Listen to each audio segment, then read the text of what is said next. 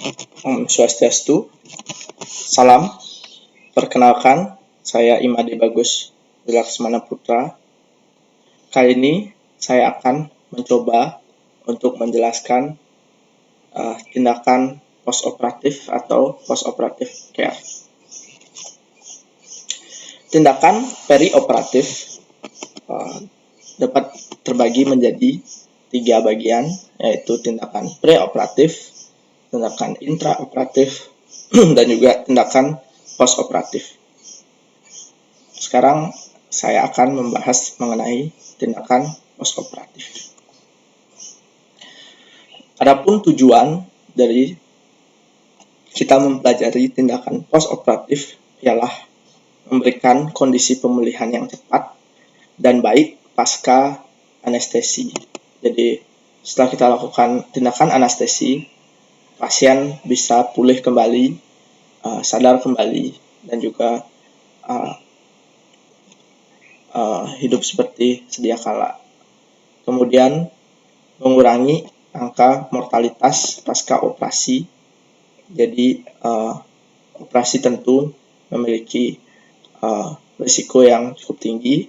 Jadi selain sebelum kita lakukan operasi, setelah kita lakukan operasi juga kita lakukan tindakan perawatan yang juga dapat mengurangi angka mortalitas pada saat operasi.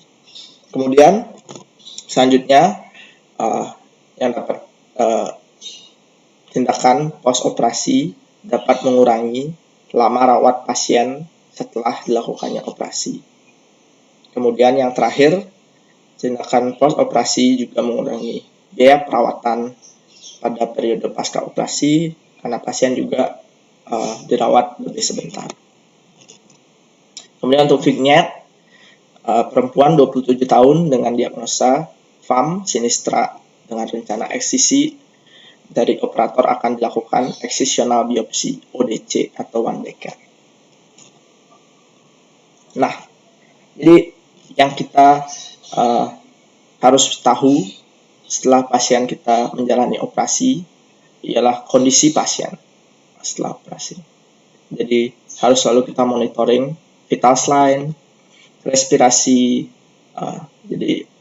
respirasi rate, ritme, kemudian pulse oximetry, kemudian sirkulasi, juga kita harus lihat heart rate, tekanan darah, dan EKG, serta tingkat kesadaran dan juga skala nyeri. Kemudian pada saat pasien setelah dioperasi, kita juga perlu menginformasikan hal-hal yang penting untuk disampaikan terhadap perawat pasien post operasi.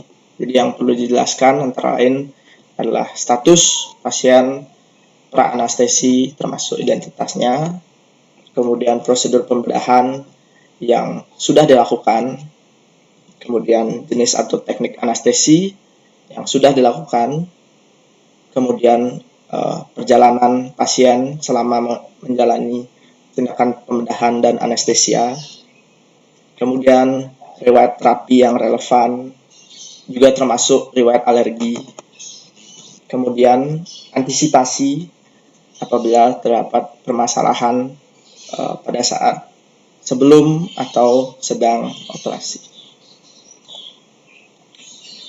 Kemudian terdapat beberapa komplikasi juga yang sering terjadi pasca operasi. Komplikasi tersebut diantaranya adalah gelisah, gangguan pernafasan, kemudian gangguan kardiovaskular, kemudian gangguan fungsi ginjal, kemudian mual, muntah, kemudian menggigil, kemudian juga nyeri.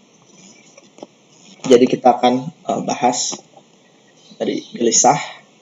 Nah, pasien yang gelisah setelah dilakukan operasi dapat disebabkan karena beberapa hal, yaitu hipoksia atau kekurangan oksigen, kemudian asidosis atau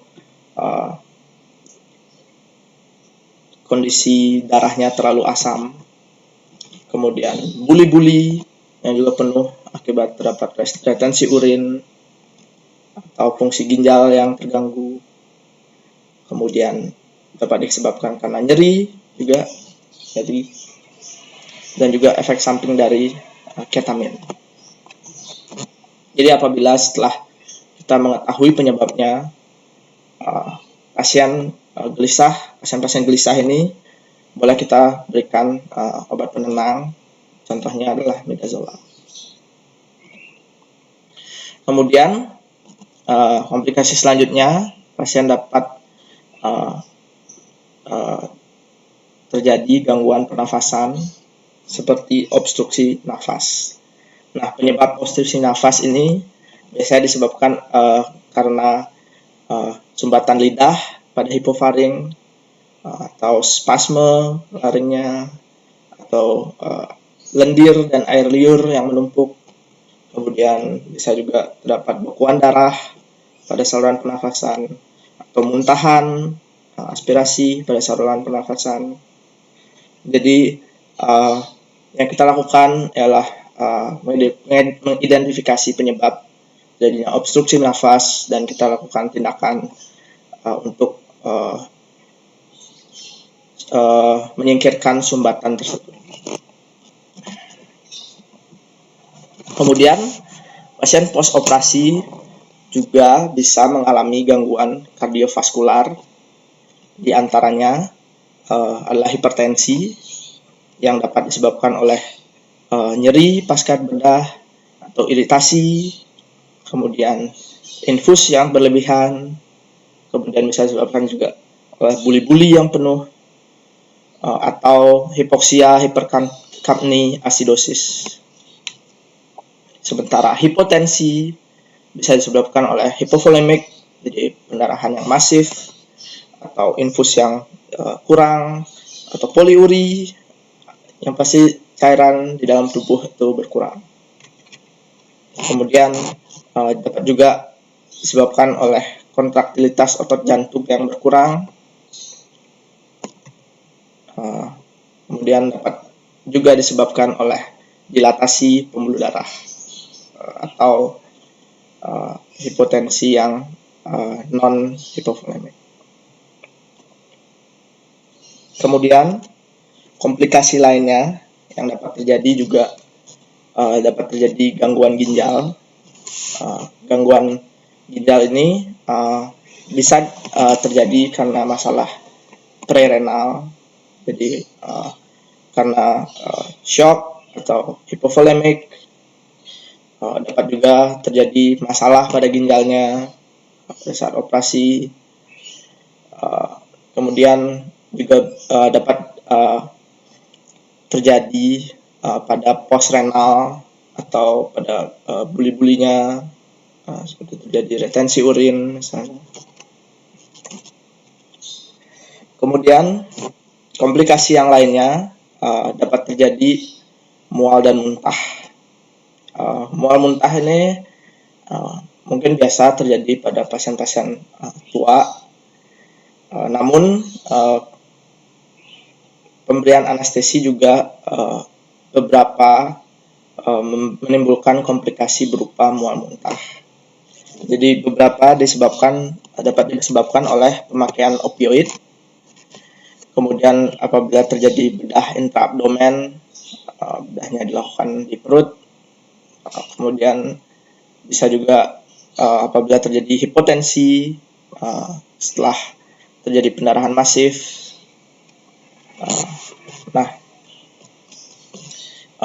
Jadi pasien mual muntah juga dapat terjadi pada pasien yang tidak sadar, sehingga menimbulkan aspirasi asam lambung atau Mendelssohn syndrome, yang apabila tidak ditangani dapat menimbulkan sumbatan jalur nafas dan dapat menimbulkan gangguan pada pernafasan. Kemudian komplikasi selanjutnya ialah nyeri. Jadi nyeri pasca bedah dapat dibagi menjadi nyeri akut derajat berat, sedang ataupun ringan. Penyebabnya ialah jaringan yang rusak akibat dibedah. Kemudian kita dapat menimbulkan respon hormonal bifasik, yaitu penurunan hormon anabolik dan juga peningkatan hormon katabolik. Untuk pengobatannya dapat kita berikan analgesik seperti morfin. Kemudian untuk komplikasi selanjutnya, ini pasien dapat menggigil. Jadi pasien menggigil biasanya disebabkan akibat hipotermia berat. Jadi terjadi akibat efek obat bius atau kehilangan panas tubuh, baik itu melalui kondisi, radiasi, konveksi, dan evaporasi pada saat pasien di ruang operasi. Karena kamar operasi juga cukup dingin. Hipertermia dapat terjadi akibat efek obat bius inhalasi, yaitu succinylcholine. Kemudian untuk terapinya, terapi hipotermi dapat kita berikan selimut dan juga petidin. Kemudian untuk terapi hipertermia dapat kita berikan pendinginan. Kemudian post operative care juga mengatur bagaimana pasien dipulangkan. Jadi sebelum pasien dipulangkan, pasien harus mengalami proses pemulihan terlebih dahulu. Pemulihan termasuk pengembalikan fungsi fisiologis dan psikomotor normal dengan morbiditas minimal yang terkait dengan anestesi dan pembedahan. Kemudian tahap pemulihan dapat terjadi, yaitu pemulihan dini, yaitu kebangkitan dan pemulihan refleks vital, pemulihan menengah, yaitu pemulihan klinis menengah, kemudian pemulihan yang total atau pemulihan penuh. Jadi pada tahap pemulihan ini pasien harus sadar penuh tanpa diberikan stimulasi dan juga mampu mempertahankan kelapangan jalan nafas dan juga refleks proteksi jalur nafas telah pulih. Kemudian oksigenasi, jadi saturasi oksigen itu memuaskan, yaitu 93% untuk orang dewasa dan 94% untuk anak-anak. Seharusnya di atas itu. Kemudian sistem kardiovaskuler yang stabil tanpa adanya irregularitas pada jantung ataupun terdapat pendarahan yang masif. Kemudian nadi dan tekanan darah harus mendekati nilai preoperasi atau pada level yang dapat diterima sesuai rencana perawatan. Dan perfusi perifer harus lebih kuat. Kemudian nyeri dan mual muntah juga harus terkontrol tanpa adanya obat-obat antimimetik maupun analgesia. Kemudian suhu tubuh berada pada batas normal, tidak hipotermi atau hipertermi. Kemudian oksigen dan terapi intravena juga sudah harus diresepkan. Kemudian untuk objektifnya kita dapat melihat skor pemulangan pasien, baik itu skor Bromage ataupun skor Aldred atau Modified Aldred.